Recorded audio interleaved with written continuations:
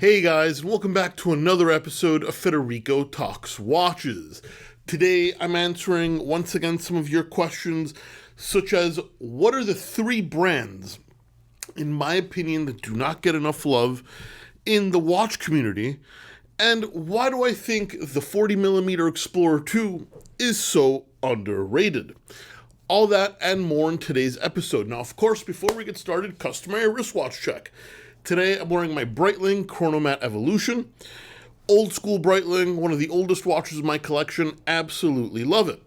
And also, guys, don't forget to check out DelReyWatch.com. A bunch of cool watches have come in stock, including an Omega Speedmaster Apollo 17, completely unworn, full box, full papers.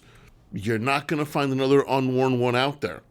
We also got in the Vacheron Constantin Royal Eagle chronograph to know shaped on a bracelet. Yes, not everybody's cup of tea, but where are you going to get a modern era Vacheron chronograph for under $10,000? Here you can. And the Chopek Antarctique in ice white, Chopek's independently integrated bracelet sports watch, and Chopek, of course, an independent brand. Absolutely killer. They make very few watches a year, and we have one available. All that and way more at DelReyWatch.com, the best place for a watch geek to buy a watch. Link in the description below.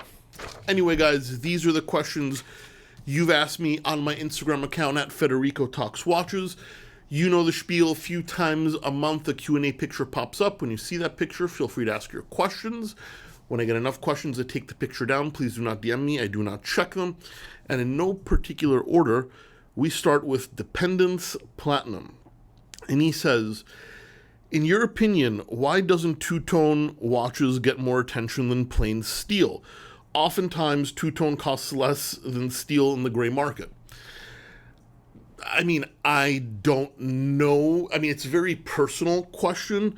I can tell you that steel is the most popular metal, and two-tone, a lot of people kind of associate it with an old-fashioned look, a 1980s look.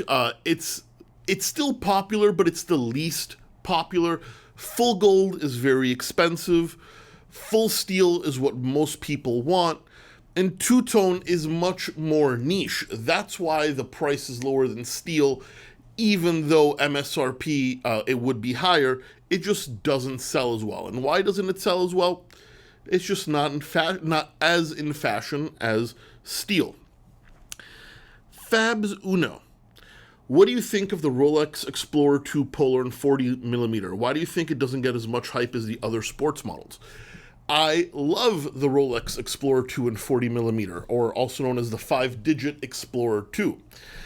I think it's a vastly underrated model, which for Rolex is pretty hard to say, because everything's overrated. I think it offers pretty good value for money in the Rolex realm, but it was always seen when it originally came out, it was always kind of their entry-level sport model, along with the normal Explorer. It was the only one with a white dial, which I actually think is kind of cool. But back in the day, a lot of them were bought as gifts for like graduations or younger people. It wasn't ever considered as serious as like a GMT or a Sub or a Sea Dweller. And while now they're certainly getting more appreciated, it's just not as iconic. I personally love the model, but it doesn't have the same icon status, and that's just because it's different. Very good friend of mine, 10X Sean, and he says, what are three brands you feel get no love or attention from the watch community? Sean, this is a great question. I want to let you know I did not prepare for this. I'm going to just go with three brands off the top of my head. The first one you might think is a little crazy, and that is Breitling. I think Breitling gets very little love from the watch community. I think a lot of non-watch collectors that are buying a watch still know Breitling quite well because it was a very powerful brand in the 90s. But as far as collectors go, not a lot of people give Breitling love, and in fact their values are very underappreciated pre-owned. I don't know why that is. They make a very solid column wheel chronograph, which actually Tudor uses. Their watches are built like tanks. I mean, you have chronographs with 500 meters of water resistance. They have a fantastic history. They have iconic models like the Navitimer. Yes, the Chronomat might not be for everybody because it's quite big.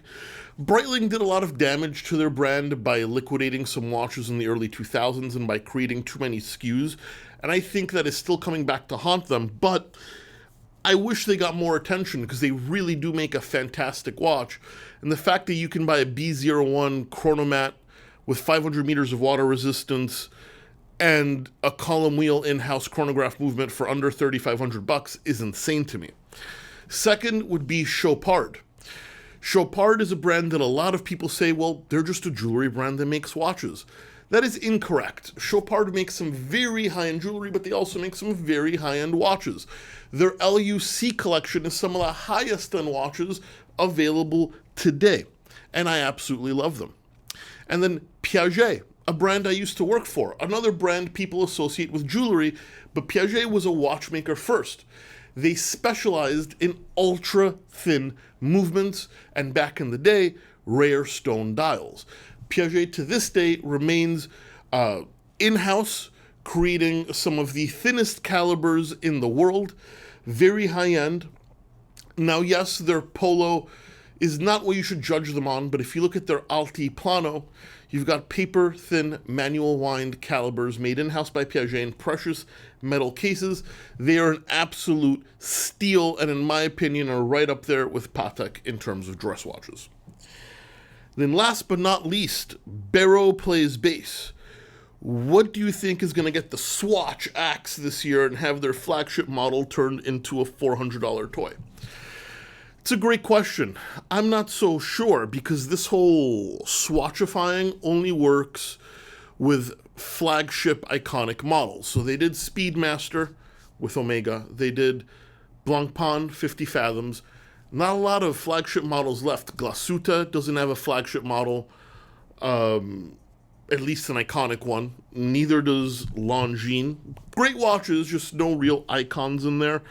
Hamilton's too low of a price point. Jacques Dro, same thing. Breguet, a little esoteric. I mean, I think they might do the Omega Seamaster. They might go back to Omega and do a Seamaster that would actually sell quite well. Or in second place, and one that I think is very unlikely, but if I'm forced to not be able to say Omega, I would say Breguet Marine. Anyway, guys, that's it for me today. Please give this video a thumbs up if you enjoyed it. Really does help. Don't forget to subscribe so you don't miss any more content. And of course, I'll catch you in the next one. Take care.